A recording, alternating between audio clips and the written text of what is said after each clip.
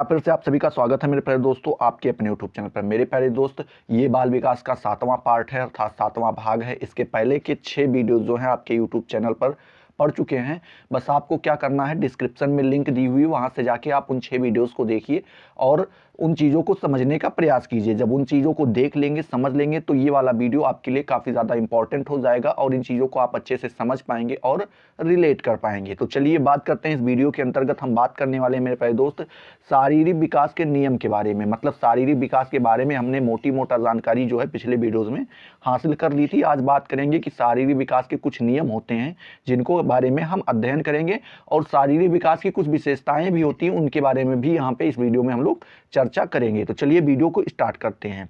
बात करें विकासात्मक मनोविज्ञान अर्थात डेवलपमेंटल साइकोलॉजी के अध्ययन के फलस्वरूप विकास के निम्न नियम मिलते हैं। ये निम्न शारीरिक विकास को नियंत्रित करते हैं। मतलब आपको यहाँ पे कुछ पॉइंट्स करके नियम बताए जा रहे हैं। यही चीज़ें क्या करती हैं, शारीरिक विकास को नियंत्रण करती हैं। इसी के अनुसार क्या होता है, आदमी का जो फिजिकल डेवलपमेंट होता है अर्थात शारीरिक विकास होता है, इन्हीं नियमों के अंतर्गत होता है। ठीक है, बात करें पहला जो आपका नियम आ जाता है वो आ जाता है निश्चित दिशा का नियम।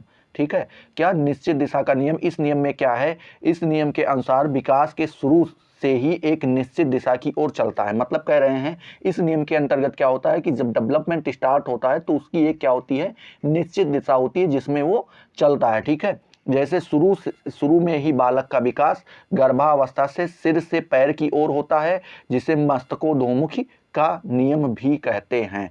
मतलब कह रहे हैं कि जैसे हम उदाहरण के तौर पे ले सकते हैं कि जब बालक गर्भावस्था में आता है तो उसका जो विकास होता है तो पहले सिर बनता है, फिर धड़ा, फिर हाथ, फिर पैर। ये सारी चीज़ें ऐसे एक नियम अनुसार चलती हैं, एक लॉ में चलती हैं। तो हम उसको जो है उस नियम को क्या कहते हैं, मस्तकोद्यमुखी नियम के नाम से भी जानते हैं। तो आपको निश्चित दिशा का मतलब समझ में आ गया कि मतलब जो बॉडी है वो एक निश्चित तरीके से काम करेगी। एक रूल फिक्स कर दिया गया है, एक नियम फिक्स कर दिया गया है मेरे प्यारे दोस्त, उसी के अनुसार सभी की बॉडी क्या करेगी, डेवलप करेगी। ठीक है, दूसरा जो आ जा रहा है विकास चक्र का नियम। ठीक है, विकास चक्र का नियम क्या है मेरे प्यारे दोस्त, इसका अर्थ यह है कि विकास एक क्रम में होता है जो बराबर चलता रहता है। यही कारण है कि जन्म लेने के बाद एक दिन करके शिशु बूढ़ा हो जाता है। मतलब कह रहे हैं कि जो ये विकास है ये निरंतर मतलब हमेशा चलने वाली चीज़ है। ये डेवलपमेंट जो है ये लगातार चलता रहता है और बराबर चलता रहता है। मतलब डेली आदमी का कुछ ना कुछ डेवलपमेंट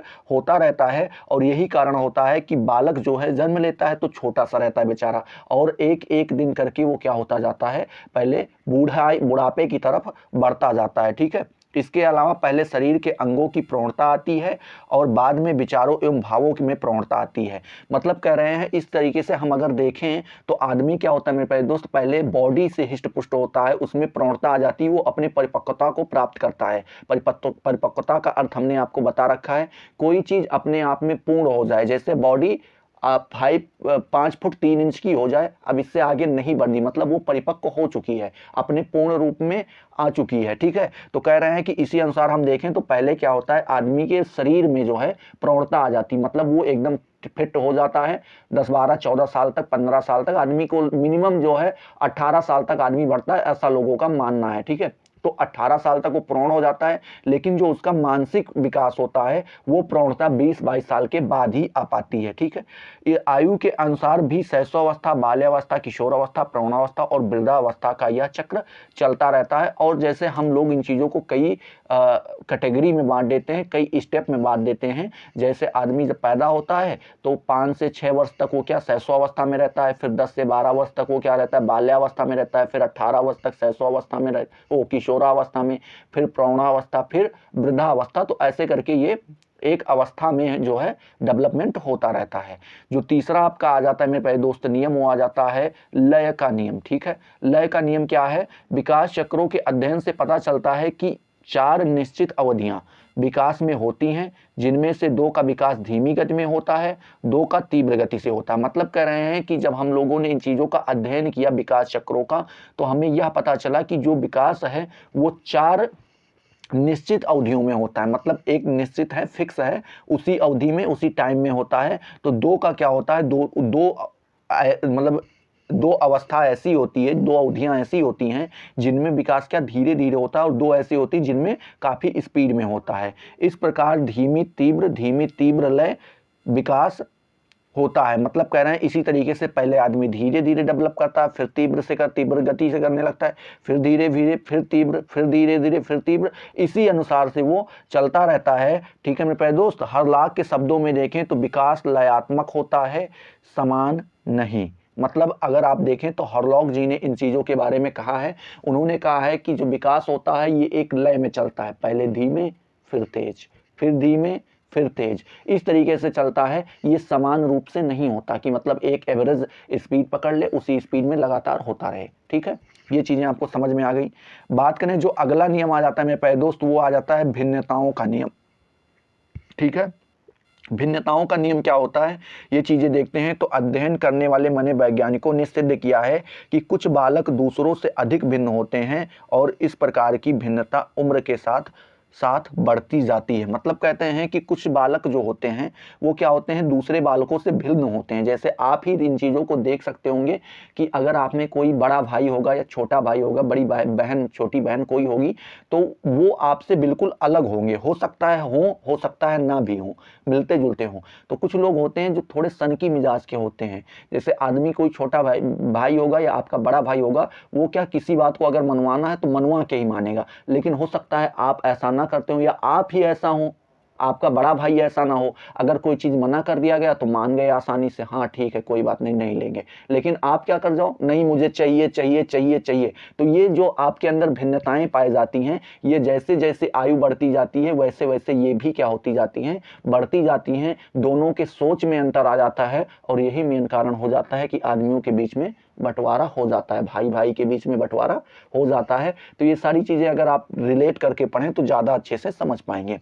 जो आपका पांचवा नियम आ जाता है वो आ जाता है समानुपातों का नियम। ठीक है, सभी अंग में विकास एक समानुपात में होता है, अन्यथा सिर इतना बड़ा हो जाए कि वह शरीर की रचना में बड़ा बड़ा लगे। मतलब कह रहे हैं कि जो आदमी की बॉडी का जो प्रत्येक अंग होता है, प्रत्येक पार्ट होता है, वो क्या होता है, एक रेशियो में बढ़ता है मेरे प्यारे दोस्त। जैसे हाथ जो है जितने रेशियो में बढ़ेगा उसका एक रेशियो फिक्स है कि इतना ही बढ़ेगा। सर अगर सोचो जितने रेशियो में हाथ बढ़ रहा है उसी रेशियो में सर बढ़ने लगे तो क्या होगा, 3 हाथ के तो भैया तुम्हारे सर ही हो जाएंगे। कैसे लगोगे देखने में, अरे भाई साहब उंगलियां ही तुम्हारी 2-2 हाथ की हो जाएं। मतलब तुम शरीर का बैलेंस ही बिगड़ जाएगा, आदमी कुछ करने लायक ही नहीं रह जाएगा। तो ये जो है क्या होता है मेरे प्यारे दोस्त, एक रेशियो में बढ़ता है। बोल रहे हैं इस प्रकार की लंबाई चौड़ाई में भी ना एक नाप तुला संबंध होता है। मतलब आदमी के इसी तरीके से देखें तो एक रेशियो जो है उसके लंबाई और चौड़ाई में भी चलता है कि आदमी अगर इतना बढ़ेगा तो इतना थोड़ा सा मोटा भी हो जाएगा। मतलब 2 फुट अगर बढ़ रहा है तो कितना 4 इंच 5 इंच वो चौड़ा भी हो जाएगा। ठीक है, तो ये रेशियो जो है उसके पूरे शरीर में चलता रहता है। जो आपका अगला आ जाता है, छठा नंबर आ जाता है, वो आ जाता है लिंग का नियम। ठीक है, इसमें क्या होता है, प्रकृति के युग्म रूप में 2 लिंग की उत्पत्ति है, नर और मादा। मतलब अगर देखें तो हमें यहाँ पे कोई भी आदमी, कोई भी जीव है ऐसा, अगर जो मनुष्य के शरीर में जिसने जन्म लिया है तो वो 2 ही होता है। 2 मतलब होते 2 से 3 है, लेकिन मिनिमम अगर हम बेस मान के चलें तो क्या होते हैं, 2 होते हैं, एक नर दूसरा मादा। मतलब एक लेडीज हो जाती, एक जेंट्स हो जाता है। शरीर रचना एवं क्रियाओं में समानता होती है, फिर भी दोनों में कुछ अंतर होता है। मतलब कह रहे हैं सारी जो उसका शरीर की रचना होती है, उसके भी हाथ पैर होते हैं, आपके हाथ पैर होते हैं, तो 80% जो होता है क्या होता है मेरे प्यारे दोस्त, मैच करता है। फिर भी दोनों में क्या होता है, कुछ ना कुछ अंतर हो जाता है। ठीक है, विकास में भी नर मादा में अंतर पाया जाता है। तो जो डेवलपमेंट की प्रक्रिया होती है, जो विकास की प्रक्रिया होती है, इसमें भी हमें अंतर दिखाई पड़ता है। जन्म के समय लड़का होता है, ठीक है, लड़की से अधिक वजनी, लंबा और वृद्धिशील होता है। मतलब कह रहे हैं कि जब जन्म होता है तो जो लड़का होता है वो लड़की से काफ़ी ज़्यादा जैसे वजन में भी ज़्यादा होता है, लंबाई में भी ज़्यादा होता है। ठीक है, और वो वृद्धिशील भी होता है, मतलब थोड़ा बड़ा ही होता है। लड़कियों की अपेक्षा देखें तो लड़के क्या होते हैं, थोड़ा बड़े होते हैं, ऐसा लोगों का मानना है। सामान्यतया देखा जाए, क्योंकि आप किसी चीज़ को सामान्यतया लेकर चलिएगा, देखो हर चीज़ जो चीज़ बना है उसका कुछ ना कुछ अपवाद है मेरे प्यारे दोस्त, एक्सेप्शन है।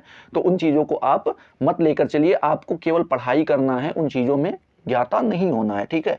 अगला जो नियम आपका 7वां आ जा रहा है वो आ जा रहा है सहसंबंध का नियम। इसमें क्या होता है, इस नियम के अनुसार शारीरिक और गति संबंधी विकास मानसिक संवेग विकास के साथ जुड़े हुए होते हैं। मतलब कह रहे हैं इस नियम के अनुसार क्या होता है, जो शारीरिक डेवलपमेंट होता है, गति संबंधी विकास होता है, जो ये क्या होते हैं मानसिक संवेग विकास से क्या होते हैं जुड़े होते हैं। मतलब इनका जो है आपस में क्या होता है मेरे प्यारे दोस्त, को रिलेशन होता है। मतलब इन सभी के बीच में कुछ ना कुछ संबंध पाया जाता है। अगर बॉडी अच्छी ग्रो कर रही है तो उसका मस्तिष्क भी अच्छे तरीके से ग्रो करेगा और वो काम भी अच्छे तरीके अच्छी गति से कर पाएगा। तो ये सारी चीज़ें क्या होती हैं, एक संबंध रखती हैं। अगर आदमी की बॉडी ग्रो हो रही, वो कुपोषण ग्रो नहीं हो रही, कुपोषण का शिकार हो जा रहा है, तो उसका मानसिक तीव्रता है वो भी कम हो जाएगी, मंदबुद्धि का हो जाएगा, और जो उसके काम करने की क्षमता होगा उसमें थोड़ा लेजीपन आ जाएगा, मतलब थोड़ा आलसीपन आ जाएगा, और वो क्या कर पाएगा, काम को उतनी अच्छे से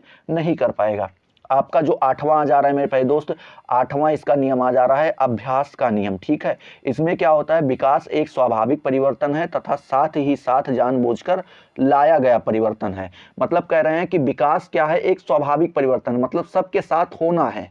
ये क्या है, विकास एक स्वाभाविक परिवर्तन है और ये सबके साथ होना है तथा साथ ही साथ जानबूझकर लाया गया परिवर्तन है। और मतलब मेरे प्यारे दोस्त ये होता है कि ये जानबूझकर आदमी क्या करता है, जिम करता है अपनी बॉडी को बढ़ाने के लिए, तो जब वो बॉडी को बढ़ाने के लिए अब वो जानबूझकर ही तो डेवलप कर रहा है अपनी बॉडी को, विकास अपनी बॉडी का जानबूझकर ही तो कर रहा है। तो ये सारी चीज़ें क्या होती हैं, ये जानबूझकर लाई जाने वाली चीज़ें होती हैं, ये विकास, ठीक है। तो ये चीज़ें आपको यहाँ पे समझ में आ गई होंगी, आई होप मेरे प्यारे दोस्त। नियम तो आपको सारे समझ में आ गए होंगे। अब देख लेते हैं शारीरिक विकास की कुछ विशेषताएं भी होती हैं, उनको भी हम लोग जान लेते हैं। जैसे यहाँ पे दिया है शारीरिक विकास की विशेषताएं 2 ढंग में पाई जाती हैं। पहला क्या, शारीरिक बनावट और स्वरूप के विचार से, और दूसरा क्या, आंतरिक अंगों क्रियाशीलता और गतिशीलता के विचार से।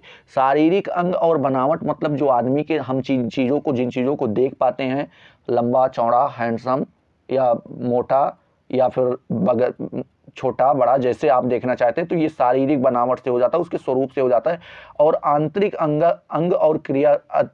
अंग की क्रियाशीलता एवं गतिशीलता, जैसे कुछ आदमी होते हैं जैसे पेट की बीमारी होती है या फिर कोई और ऐसी बीमारी आ गई अंदर से, तो अंदर से वो क्या कर रहा है, अच्छे से ग्रो नहीं कर पा रहा है, उसकी क्रियाशीलता जो है वो कमजोर हो चुकी है, लीवर कमजोर हो चुका है, तो अंदर की चीजें उसको हम देख नहीं सकते हैं, ठीक है। गतिशीलता आ जाती है उसके अंदर, जैसे गतिशीलता देखते हैं कोई काम ढंग से कर, अब आदमी देखने में हिष्ट पुष्ट हो, एकदम अच्छा ठीक ठाक बैठा हो, लेकिन आप उसको कोई काम कहो और वो एकदम धीरे धीरे करना स्टार्ट करे, कहो कि जाओ भैया पानी ले, तो वो लग रहा है कि 5 मिनट उसको उठने में ही लग जाएगा। उसके बाद सोचेगा कि भाई पानी लाना कहाँ से और किस में लाना है। तो ये सारी चीज़ें जो हो जाती है मेरे प्यारे दोस्त, ये आ जाती हैं दूसरे वाले में, ठीक है। तो चलिए पहला वाला पढ़ते हैं, शारीरिक बनावट के विचार से, ठीक है। क्या बोल रहा है कि शारीरिक बनावट के विचार से सिर से लेकर पैर तक के अंग और उसके स्वरूप आते हैं। मतलब जिन चीज़ों को हम देख सकते हैं, आदमी के सर से उठा लो और हाथ पैर बॉडी पूरा लेकर के और कहाँ तक, पैर के अंगूठे तक सारी चीज़ें आ जाती हैं। इसके साथ लंबाई मोटाई भार अंगों में अनुपात विभिन्न हड्डियां आंख नाक कान मुंह दांत आदि आते हैं, ठीक है। इसमें होने वाले सामान्य परिवर्तन को उचित शारीरिक विकास में शामिल करते हैं। मतलब कह रहे हैं इसमें जो होते हैं परिवर्तन होते हैं उसको हम क्या करते हैं, उचित शारीरिक विकास में क्या कर देते हैं, शामिल कर देते हैं, ठीक है। दूसरा जो आपका आ जाता है वो आ जाता है आंतरिक अंगों के विचार से। तो इसमें देखते हैं आंतरिक अंगों के विचार से शारीरिक विकास का विचार आंतरिक अंगों को जानकर भी समझा जाता है। शारीरिक क्रियाशीलता आंतरिक यंत्रों या संस्थाओं पर निर्भर होती हैं, इस पे कई तंत्र पाए जाते हैं। मतलब कह रहे हैं कि जो शरीर की क्रियाशीलता होती है, आदमी किस प्रकार से कामों को कर पा रहा है, किन चीज़ों से अपने आप को एक तरीके से समझो क्या कोई काम में एक्टिव है कि नहीं है, इन सारी चीज़ों को जानने के लिए हमें क्या कई तंत्र पाए जाते हैं, और वो सारे तंत्र यहाँ पे दिए गए हैं। जैसे स्नान आयु यंत्र जो सारे शरीर में फैला होता है, ठीक है। स्नान आयु यंत्र के बारे में मैंने आपको कल वाले वीडियो में बता दिया था, उस वीडियो को अगर आपने देख रखा होगा तो इन चीज़ों को काफ़ी अच्छे से समझ पाएंगे। दूसरा आ जा रहा है रक्त संचार तंत्र जो सारे शरीर में रक्त को फैलाता है। मतलब क्या, जिस नस होती हैं ना, ये पूरे बॉडी में क्या करती हैं, खून को फैलाती हैं। जिसमें हृदय केंद्र होता है, जिसमें क्या होता है, जो हमारा जो हृदय होता है वो क्या होता है, केंद्र होता है, वहीं से पूरे बॉडी का जो खून का संचालन होता है वो वहीं से होता है। ठीक है, अगला जो आ जा रहा है तीसरा, वो आ जा रहा है श्वास तंत्र, जो शुद्ध वायु को भीतर करता है और गंदी वायु को बाहर निकालता है, जिसमें फेफड़े, श्वास नली आदि कार्य करते हैं। तो तीसरा जो आपका जा रहा है, क्या जा रहा है, श्वास तंत्र, जिससे हम सांसें लेते हैं, ऑक्सीजन को लेते हैं, कार्बन डाइऑक्साइड को बाहर निकाल देते हैं, जिसमें हमारा काम कौन कौन करता है, तो फेफड़े करते हैं, श्वास नली, ये सारे क्या करते हैं, उनसे इन चीज़ों को अंदर लाने और बाहर ले जाने में अपना वर्क करते हैं।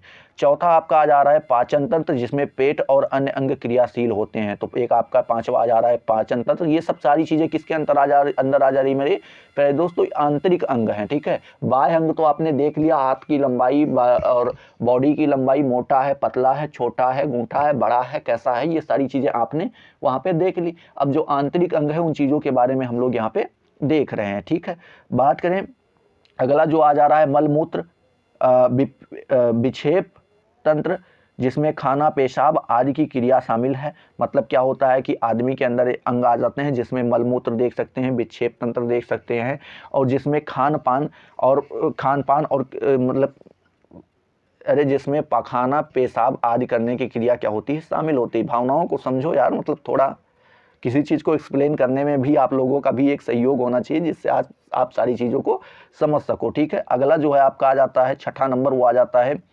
मांसपेशीय और ग्रंथि तंत्र। इसमें शरीर तनाव रहता है और सभी इंद्रियां काम करती हैं, अतः अंतःस्रावी ग्रंथियां क्रियाशील होती हैं। ठीक है, तो ये सारी चीज़ें आई होप मेरे प्यारे दोस्त आपको काफ़ी ज़्यादा पसंद आई होंगी।